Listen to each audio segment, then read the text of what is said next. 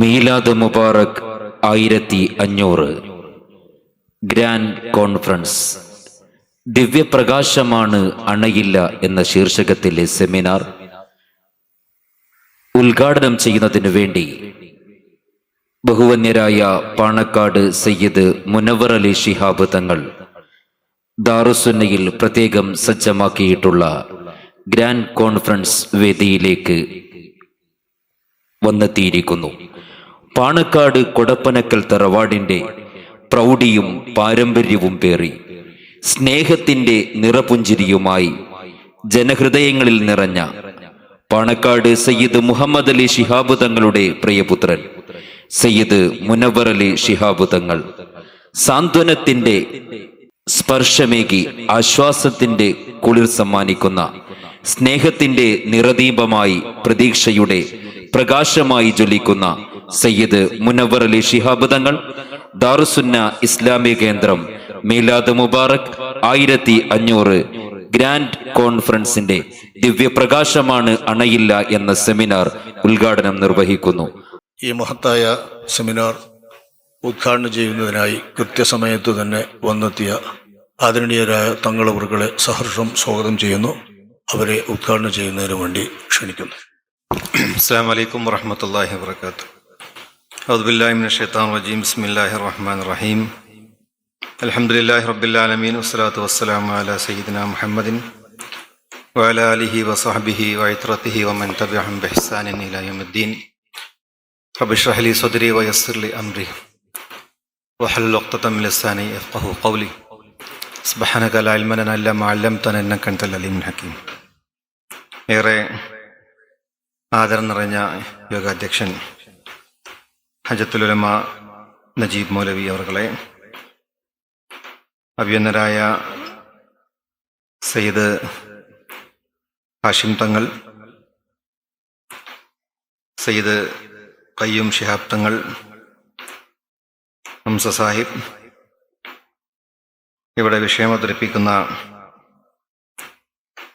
Riyas Ghazali, Jafar മൈനി, സഹാഖ് Falahi, മറ്റിവിടെ സന്നിധരായിട്ടുള്ള Ali Akbar മൗലവി അടക്കമുള്ള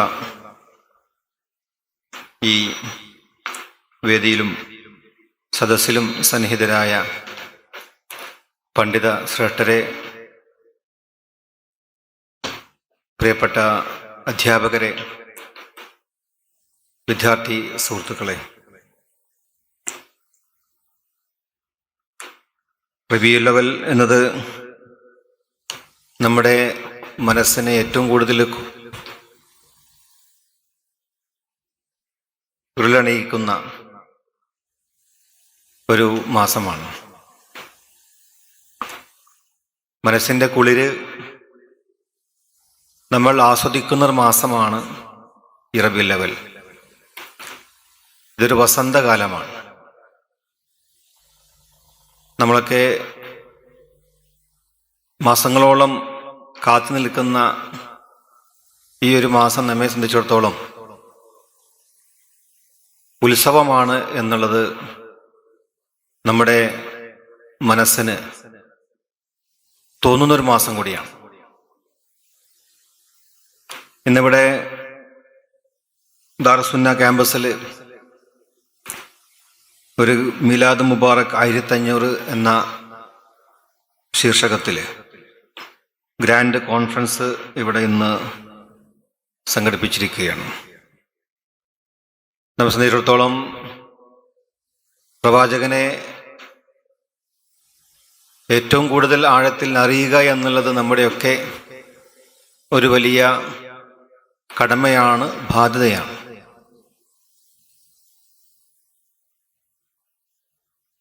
നമ്മൾ പലതിനെയും അറിയാൻ ശ്രമിക്കുമ്പോൾ അതിൻ്റെ ആഴങ്ങളിലേക്ക് ഇറങ്ങുമ്പോഴാണ് അതിൻ്റെ ഗൗരവവും വ്യാപ്തിയും നമുക്ക് മനസ്സിലാക്കാൻ സാധിക്കുകയുള്ളൂ.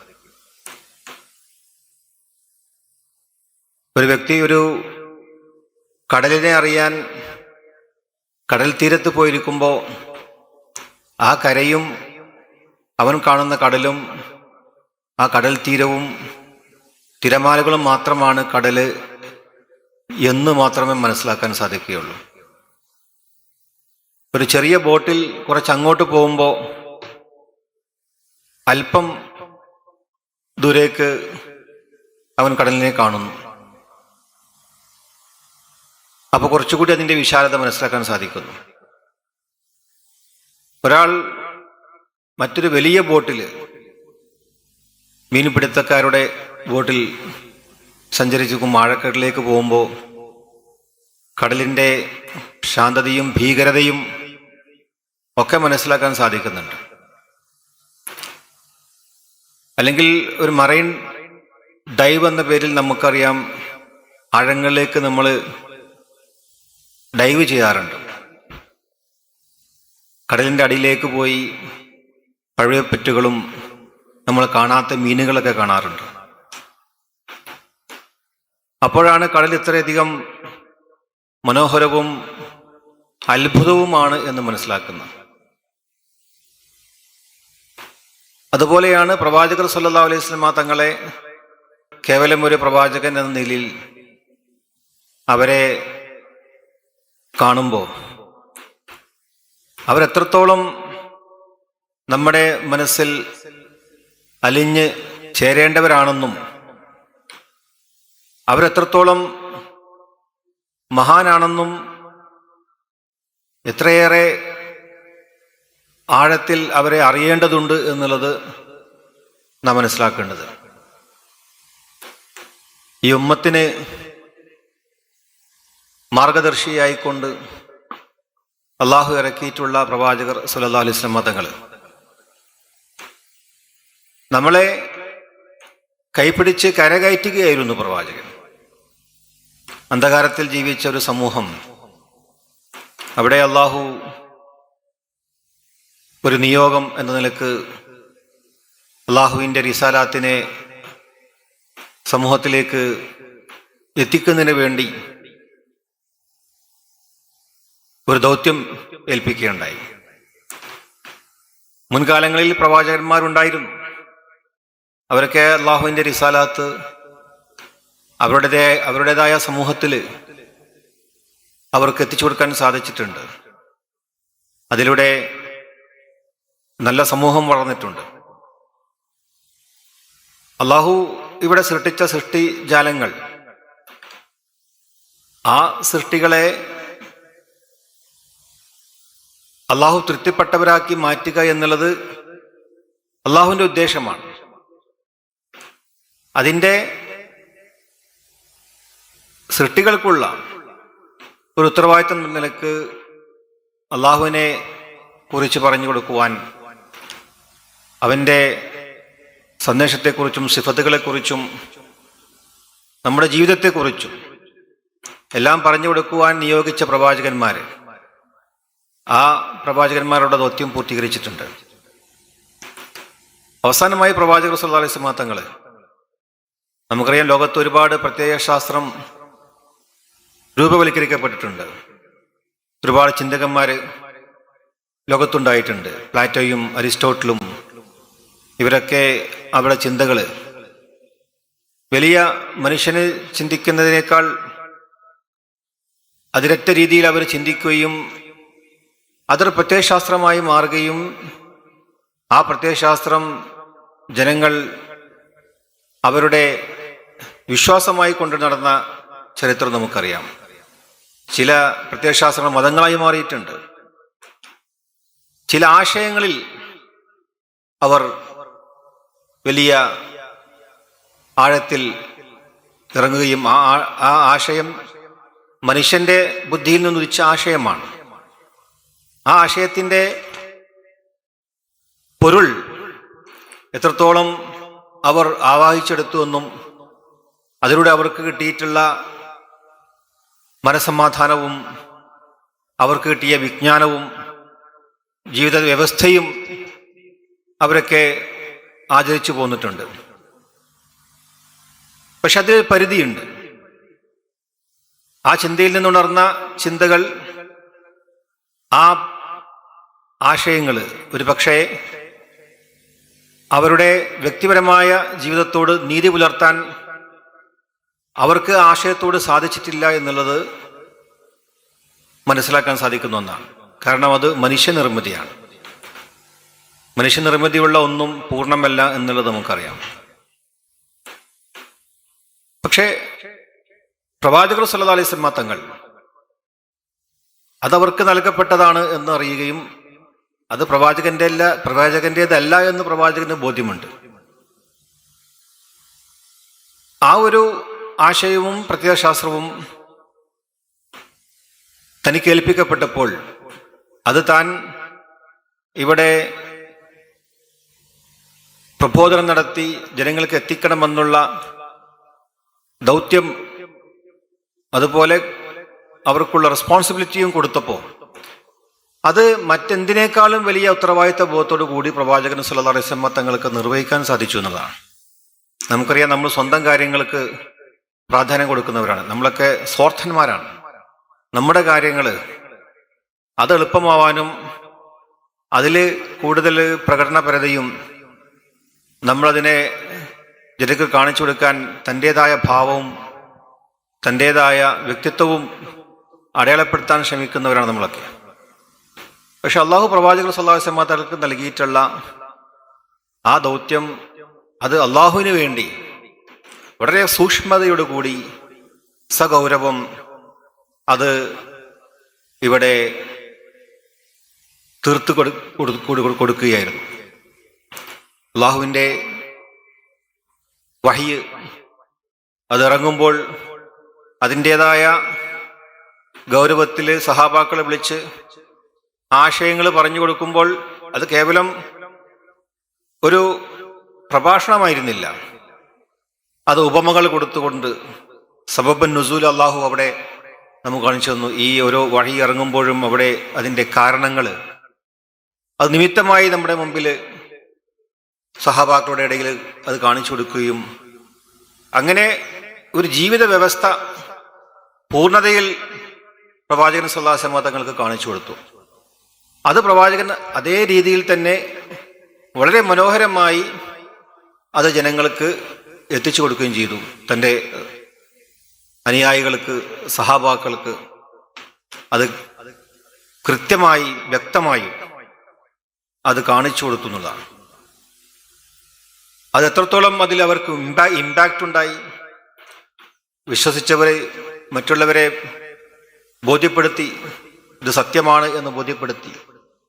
ആദ്യമായി വഴിയിറങ്ങിയ സമയത്ത് പ്രവാചകൻ സല്ലല്ലാഹു അലൈഹി വസല്ലം തങ്ങൾക്ക് പേടിയായിരുന്നു. കാരണം അവിടെ നിലനിന്നിരുന്ന ദൈവ ആരാധന എന്നുള്ള ഒരു സംവിധാനം, കഅബയ്ക്ക് ചുറ്റും ഉണ്ടായിരുന്ന പ്രതിമകൾ, ബിംബങ്ങൾ, അവിടെ ഖുറൈശികൾ എന്ന് പറയുമ്പോൾ അവരെ സംബന്ധിച്ചിടത്തോളം ഖുറൈശികളുടെ ഒരു വലിയ ആധികാരികതയുണ്ട്.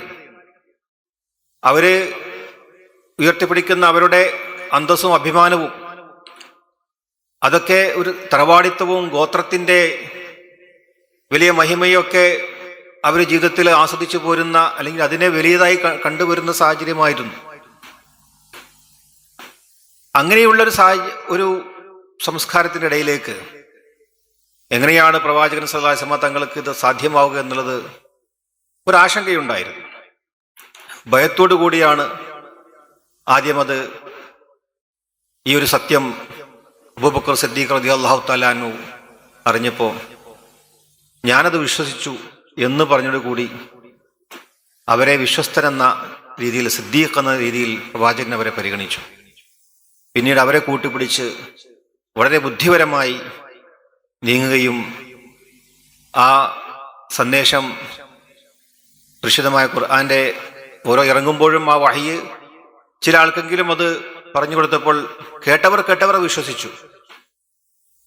കാരണം അത് സത്യമെന്താണ് എന്നുള്ള ബോധ്യം അത് ജനങ്ങൾക്ക് മനസ്സിലായപ്പോൾ അതാണ് ഉമർ ഇബ്നു ഖത്താബ് റളിയല്ലാഹു തആല അൻഹു പ്രവാചകനെ വധിക്കാൻ വരാനിരിക്കുന്ന സാഹചര്യം. കാരണം ഇങ്ങനെയൊരു ആശയപ്രചരണം നടത്തി നമ്മുടെ വിശ്വാസത്തെ ബഹുദൈവ ആരാധനകളും അവിടെ നിലനിന്ന ആരാധനകൾക്കെതിരെ മറ്റൊരു വിശ്വാസ പ്രമാണം കൊണ്ടുവരുന്നു എന്ന രീതിയിലുള്ള പ്രതികാരവുമായി പ്രവാചകൻ സല്ലല്ലാഹു അലൈഹി വസല്ലം തങ്ങളെ വധിക്കാൻ വേണ്ടി പോകുമ്പോൾ ആദ്യം നിങ്ങളുടെ വീട്ടിലുള്ള ആളെ നിങ്ങൾ നേരെയാക്കൂ എന്ന് പറഞ്ഞ് ഉമർ ബിൻ ഖത്താബ് റളിയല്ലാഹു തആല അൻഹു നേരെ പോകുന്നത് തൻ്റെ സഹോദരിയുടെ വീട്ടിലേക്കാണ്. അവിടെ അവരോതുന്നത് കേൾക്കുകയുണ്ടായി താഹ എന്ന സൂറത്ത്. അത് ഓതിയതിനു ശേഷം എന്താണ് താങ്കൾ ഓതിയതെന്ന് ബലപ്രയോഗത്തോടു കൂടി വാങ്ങിച്ച് അത് വായിച്ചു നോക്കി. ആ സൂറത്ത് വായിച്ചു നോക്കിയപ്പോൾ ഇതിനെയാണോ ഞാൻ എതിർത്തത്?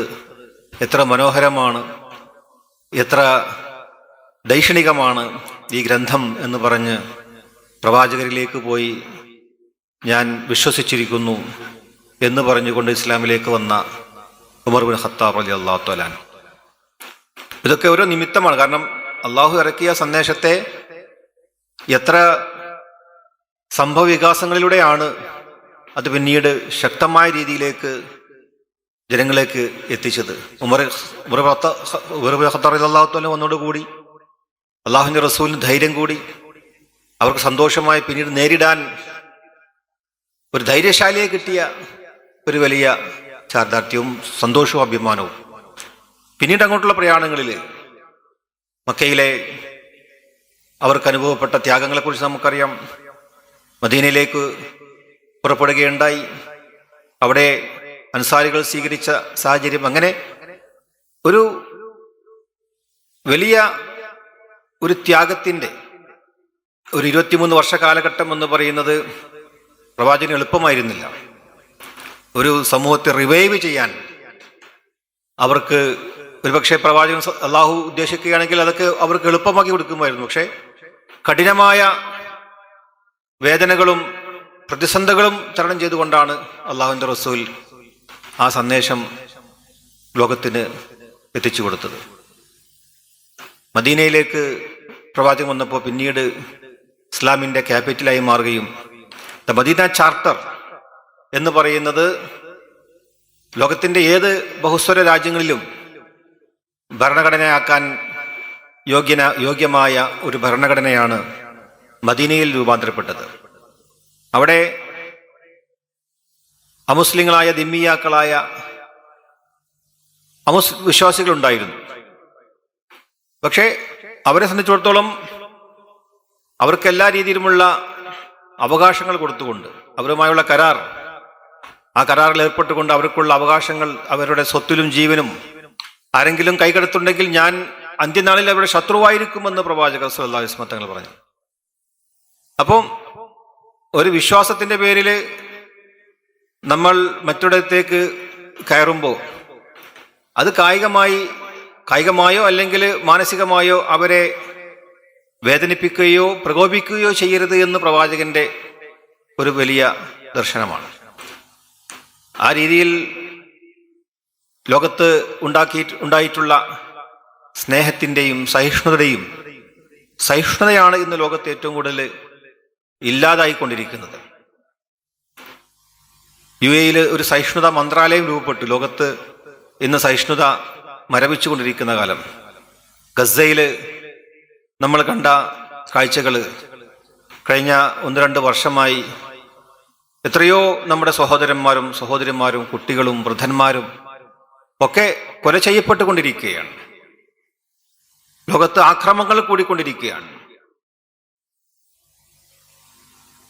രാഷ്ട്രീയത്തിന്റെ പേരിൽ, രാജ്യത്തിന്റെ പേരിൽ ഇവിടെ ഭീകരവും അതുപോലെ മനുഷ്യന്റെ ജീവന് വെല്ലുവിളിയായി മാറുന്ന ഭീകരാക്രമണങ്ങളും യുദ്ധങ്ങളും ഇവിടെ വന്നുകൊണ്ടിരിക്കുന്നു. പലായനങ്ങൾ ഇന്ന് നമ്മൾ കണ്ടുകൊണ്ടിരിക്കുകയാണ്. യുദ്ധം വരുമ്പോൾ പലായനങ്ങൾ, എത്രയോ ആളുകൾ പലായനം ചെയ്ത് അവരുടെ വീട് വിട്ട് പോകേണ്ടി വരുന്നു. ഗസയിലെ നമ്മുടെ സഹോദരന്മാർ ഇപ്പോഴും പട്ടിണിയിലാണ്. ഇങ്ങനെയൊക്കെയുള്ള ലോകത്ത് നമ്മൾ സംഭവിച്ചുകൊണ്ടിരിക്കുന്ന സാഹചര്യത്തിൽ പ്രവാചകന്റെ ഓർമ്മകളും അവര് ഉയർത്തിപ്പിടിച്ച ഇത്തരം സാഹചര്യങ്ങൾ നാം ചെയ്യേണ്ട ബാധ്യതകളും അവർക്ക് വേണ്ടി നമ്മൾ പ്രാർത്ഥിക്കുക എന്നുള്ളത്, നമുക്ക് എന്ത് ചെയ്യാനാവും എന്നുള്ളത് ഒരു വലിയ ആശങ്കയാണ്. ലോക നേതാക്കൾ കണ്ടുമുട്ടുന്നു, അവര് ചർച്ചകൾ ചെയ്യുന്നു. ലോകത്ത് സമാധാനം ഉണ്ടാവട്ടെ എന്നാണ് നമ്മൾ പ്രാർത്ഥിക്കുക. ഇസ്ലാം സമാധാനത്തിന്റെ മതമാണ്. അവിടെയാണ് പ്രവാചകൻ സല്ലല്ലാഹു അലൈഹി വസല്ലം തങ്ങളുടെ ദർശനങ്ങൾ ലോകത്തിന്റെ നന്മയ്ക്ക് വേണ്ടി ഇവിടെ നാം ഉയർത്തിപ്പിടിക്കേണ്ടത്. ലോകത്തുയർന്നു വരുന്ന ഇത്തരം അനീതിക്കെതിരെയുള്ള പോരാട്ടം, അനീതി ഇന്ന് ലോകത്ത് വർദ്ധിച്ചു വരുന്നൊരു കാലഘട്ടമാണ്. അതാണ് അള്ളാഹുവിന് വേണ്ടി നിങ്ങൾ സാക്ഷി നിൽക്കുക. കുനു ഖവാമീന ബിൽ ഖിസ്തി ശുഹദാഅൻ ലില്ലാഹ് എന്ന പരിശുദ്ധമായ ഖുർആന്റെ പ്രഖ്യാപനം നിങ്ങളുടെ കുടുംബക്കാർ, നിങ്ങളുടെ മാതാപിതാക്കൾ, മക്കൾ ഇവർ പോലും നിങ്ങൾക്കെതിരെ നിന്നാലും അള്ളാഹുവിന് വേണ്ടി നിങ്ങൾ നീതിക്ക് വേണ്ടി നിലയുറപ്പിക്കുക എന്നുള്ള പരിശുദ്ധമായ ഖുർആന്റെ ആശയം.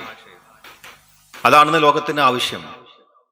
അതാണ് ഹാർവാർഡ് യൂണിവേഴ്സിറ്റിയിൽ ഒരു വലിയ ചർച്ച നടന്നു. അവിടുത്തെ ഫാക്കൽറ്റി ഓഫ് ലോ അവിടെ മുന്നിൽ വെക്കാനുള്ള ഒരു കോട്ട് ലോകത്തോട് ആവശ്യപ്പെട്ടു. ഒരുപാട് ആളുകൾ, ചിന്തകന്മാരും ഒക്കെ എഴുതി അയച്ചു. നീതിയുമായി ബന്ധപ്പെട്ട കാര്യങ്ങളെക്കുറിച്ച് അവിടെ തൂക്കി വെക്കാൻ അവസാനമായി അവരെ തിരഞ്ഞെടുത്തത് ഈ ആയത്താണ്. അപ്പം ഖുർആനും ഇസ്ലാമും എന്നും നീതി ഉറപ്പുവരുത്തിന് വേണ്ടി നിലകൊണ്ടിട്ടുള്ള ഒരു പ്രത്യയശാസ്ത്രമാണ് നമുക്ക് മുമ്പിൽ വെച്ച് തന്നിട്ടുള്ളത്. അപ്പോൾ ഇസ്ലാമിൻ്റെ ഈ ഒരു സൗന്ദര്യവും മഹാത്മ്യവും അത് ലോകത്ത് നമ്മൾ ജീവിച്ചിരിക്കുന്ന കാലത്തോടെ ഒന്ന് പറഞ്ഞു കൊടുക്കുക എന്നുള്ളത്, പ്രത്യേകിച്ച് പണ്ഡിതന്മാർ, ഇവിടെ വളരെ പ്രഗത്ഭരായിട്ടുള്ള പണ്ഡിതന്മാരാണ് ദാറുസുന്ന പോലുള്ള ഇത്തരം ഈ പ്രസ്ഥാനത്തിന്റെ കീഴിലൊക്കെ പ്രവർത്തിച്ചു കൊണ്ടിരിക്കുന്നത്. ഇവരൊക്കെ പ്രവാചകന്മാരുടെ അനന്തരാവകാശികളാണ്, വാരിധീയങ്ങളാണ്. അവര് നമ്മുടെ ലീഡേഴ്സാണ്.